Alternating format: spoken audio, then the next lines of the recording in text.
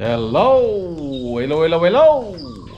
Magandang araw at magandang buhay at panibagong vlog na naman si Bonsai Tanglumpo.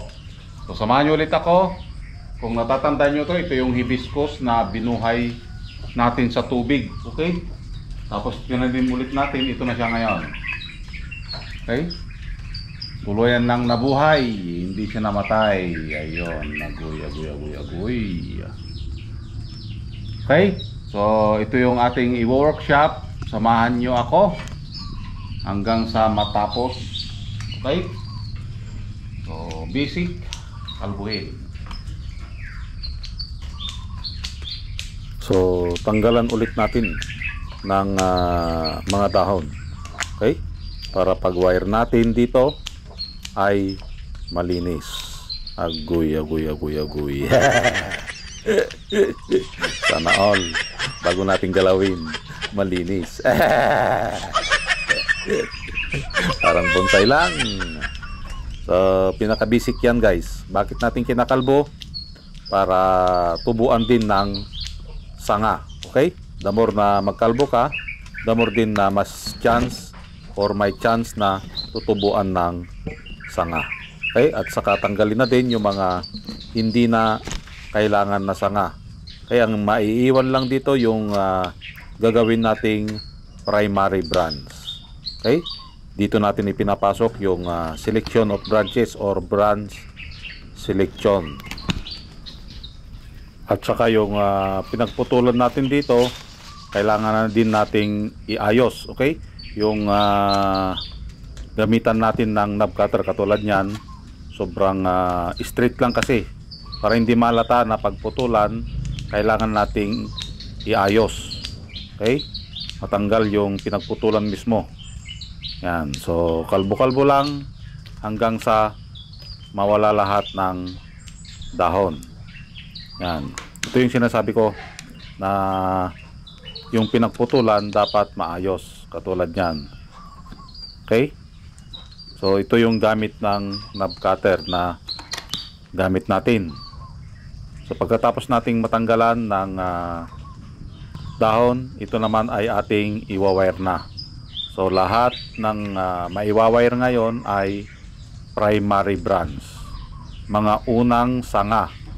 Okay? Pag sinabi mong primary branch, yung pinakakamay. And then pagtubuan ulit, yan yung secondary. Pagtubuan ulit yung secondary, yun yung magiging tertiary. Pag tinubuan yung tertiary, hanggang sa pakapal na lang pakapal. Okay? Kunting hagod, kunting liko, yon ang kailangan kapag tayo ay nagdi-distribute ng sanga. Dito na natin ilalagay yung mga sanga kung saan dadalhin. Kaya dapat bago mo umpisahan yung isang bonsai na i-workshop, alam mo na kung ano yung magiging forma niya, para alam mo kung saan mo dalhin yung kanyang mga sanga. Okay?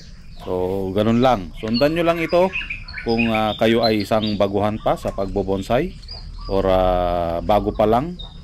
Sundan nyo lang yung aking ginagawa at pakinggan kung ano yung aking sinasabi para sa mga beginners ito. Okay? After nating mai-wire, in-uproot natin ito para maiayos yung kanyang ugat naman, yung kanyang pinaka-nibari. Dapat ang bonsai mayroong nibari or yung paa na tinatawag. Nakita nyo kanina na punong-puno ng ugat. Okay? Yan. So nag-ugat na siya. Kailangan na nating ayusan ito. So ang gagawin natin dito, magbabawas para makuha natin yung distribution ng paa or yung kanyang nibari. So tanggalin lang yung mga hindi na kailangan din para maiayos ng mabuti. Dito pa lang ititrim na din natin yung kanyang paa. Dapat may makitang paa. So para maiayos natin ng maganda, bawasan natin. Ayan.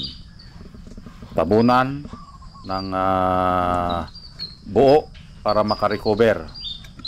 So ganito lang ang ating gagawin kapag from cuttings ang ating bonsai materials. dito mo makikita yung isang bonsai kung galing ito sa cuttings or yung Yamadori.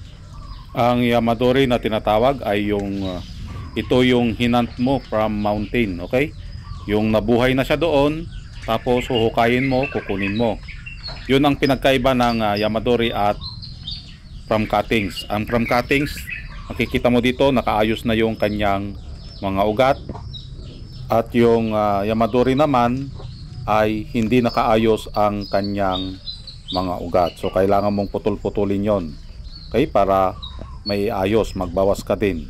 Okay, kunting ayos lang dito at i-distribute natin yung mga sanga na dapat nating ipunta. Okay, yon.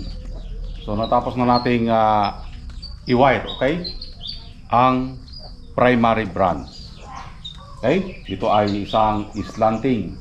So wala mo nang putol-putol, lahat ng mga ano natin walang putol. Okay, so hayaan muna natin dahil papalakihin muna natin yung kanyang primary branch. Okay, so ipinal position na natin ito. Inayos na rin natin yung kanyang ugat, okay, para magkaroon siya ng magandang nibare. So ito yung mga tinanggal natin. Yan, nakikita nyo dyan. So lahat yan na pinagtanggalan natin ng ugat na nanggaling dito.